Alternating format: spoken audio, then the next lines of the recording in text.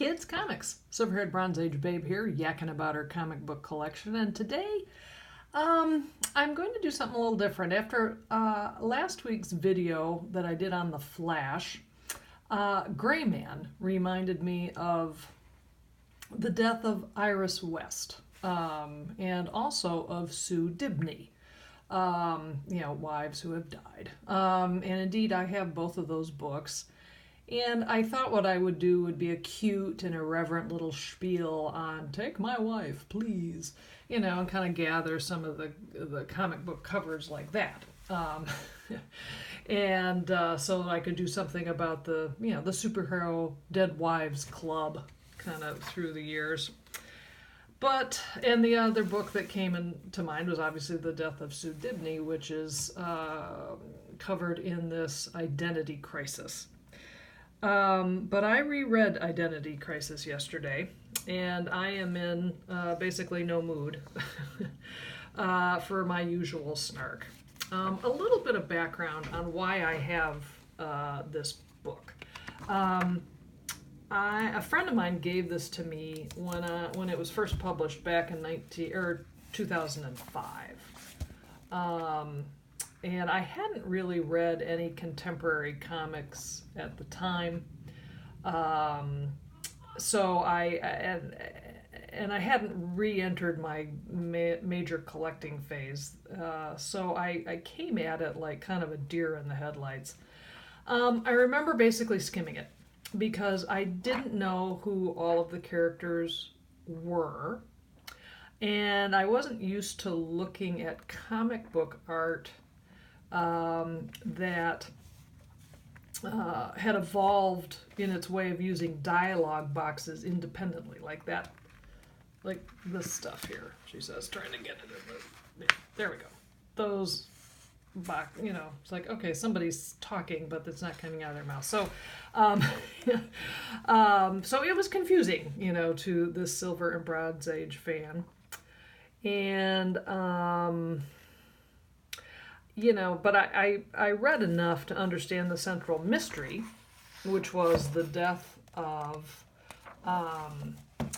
Sue Dibney. And I think what I did was just flip to the end to find out who done it and why. And that's it. It's been in my attic ever since. And I thought I liked it. But I reread it yesterday, and I do not like it, Sam. I am. The plot involves the murder of Elasticman's wife, Sue, and I didn't really have a problem with that. Here we go. I have to save that page. This is tough. She ends up being murdered and burned beyond recognition. I mean, I gotta say that, what people generally say when they talk about this book is that image where Elasticman is so distraught that he literally can't hold his form together. And that's a really creative solution to it. But throughout the tale, so we are treated to her violent death, and then sadly a flashback to basically of her rape. And although it is handled from a graphic standpoint, I guess as eloquently as you could, but it's painful. And we are then treated to a form of torture via a memory swipe that is inflicted by members of the Justice League on her rapist, and then also actually Batman. The murderer turns out to be, let's see if I can find it, Jean Loring, who is the Atom's ex-wife. And,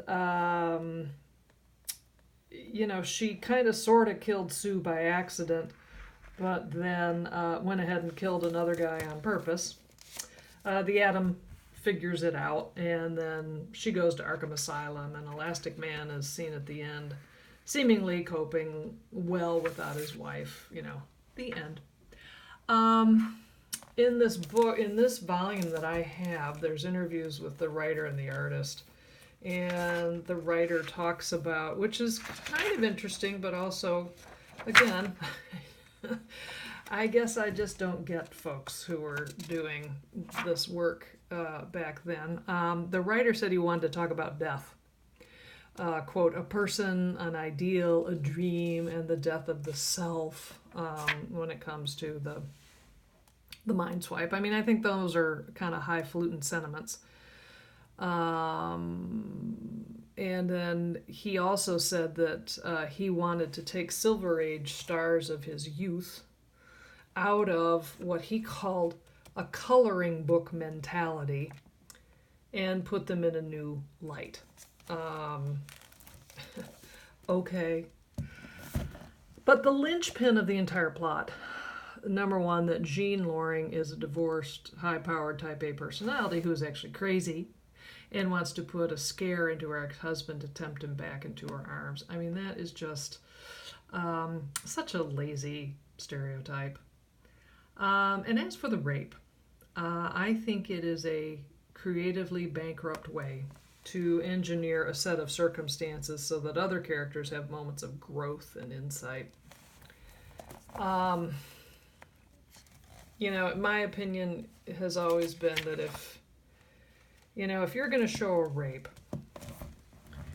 or talk about it, you at least have to give a page worth of flashback to the effect of that rape on the woman who was raped.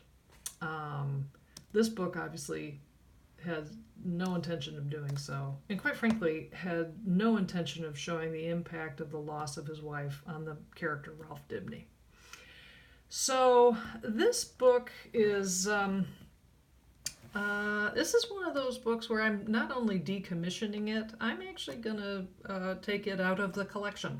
I don't know what I'm going to do with it yet, whether I'm going to give it away or maybe just throw it away. I really, it's kind of an interesting time for Silver-Haired Bronze Age Babe about what she's going to do with this book, but nonetheless, it is no longer going to be in the collection, and that is the reason why.